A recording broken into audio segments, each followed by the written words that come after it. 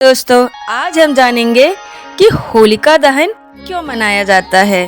भक्ति, अहंकार और सत्य की जीत की अद्भुत कहानी। बहुत समय पहले जब धरती पर असुरों का आतंक था, जब शक्ति का घमंड आसमान छू रहा था, तब जन्म हुआ एक ऐसी कहानी की जो आज भी हमें सिखाती है कि अहंकार चाहे कितना भी बड़ा क्यों ना हो, अंत में जीत सत्य और भक्ति की ही होती है। और इसी कहानी की याद में मनाया जाता है होलिका दहन। हिरण्यकश्यप का घमंड। यह कहानी शुरू होती है एक शक्तिशाली असुर राजा से, हिरण्यकश्यप से।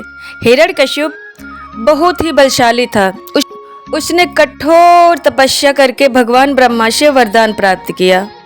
उसने वरदान मांगा कि वह ना दिन में मरे, ना ही रात में, ना ही घर के अंदर मरे, ना ही घर के बाहर, और ना जमीन पर मरे और ना आकाश में, ना किसी मनुष्य के हाथों मरे और ना ही किसी पशु के हाथों से, ना किसी अस्त्र से और ना ही किसी शस्त्र से।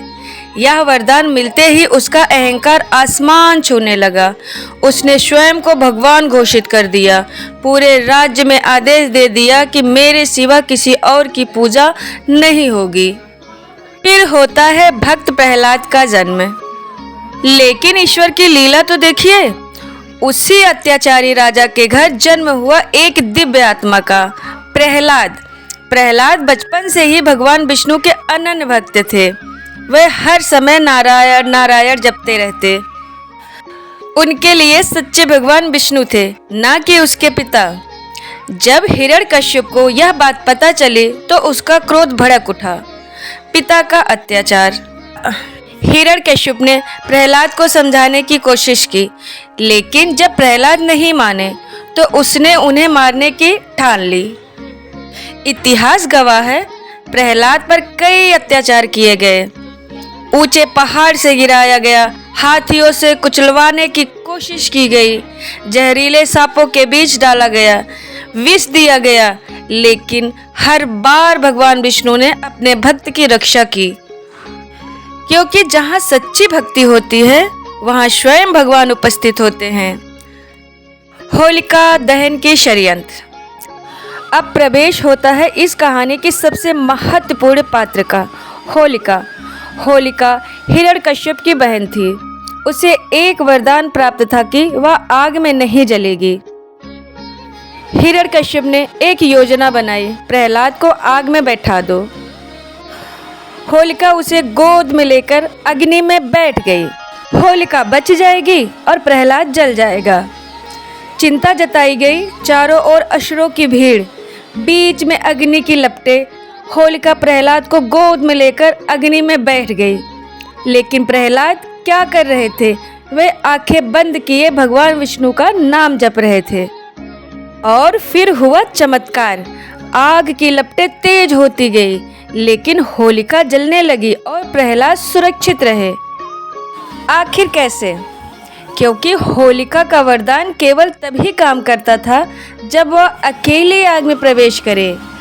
उसने वरदान का दुरुपयोग किया था, और जहाँ छल होता है और वहाँ वरदान भी साथ छोड़ देते हैं। होलिका जलकर भस्म हो गई और प्रहलाद सुरक्षित बाहर आ गए।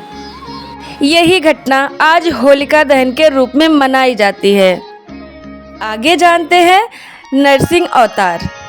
लेकिन कहानी यही खत्म नहीं होती।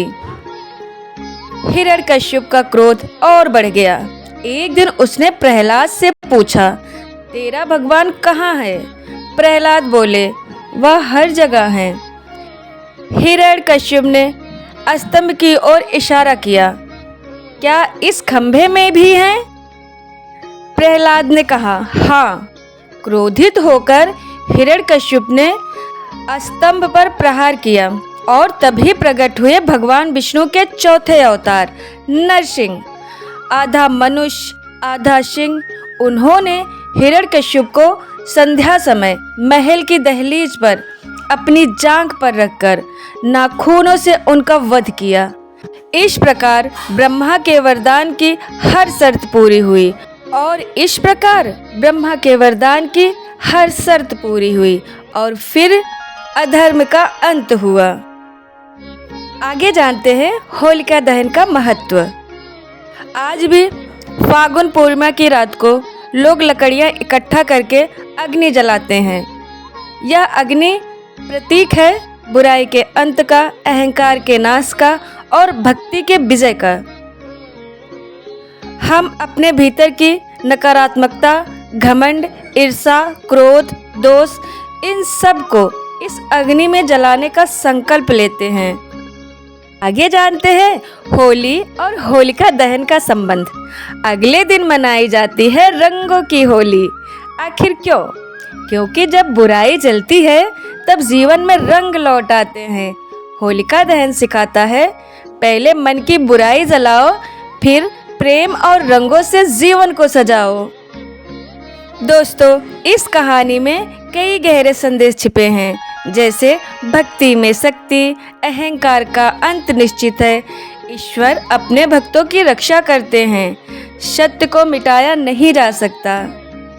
दोस्तों, तो जब भी आप होलिका दहन की अग्नि देखें, याद रखिए यह सिर्फ लकड़ियों की आग नहीं है, यह उस अहंकार की ज्वाला है जो जलकर राख हो गई, और उस भक्ति की रोशनी है जो सदियों से जगमगा रही है।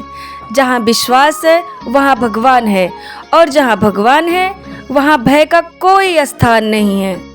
थैंक यू दोस्तों। अगर ये कहानी आपको अच्छी लगी हो तो please like and subscribe my channel. Thank you.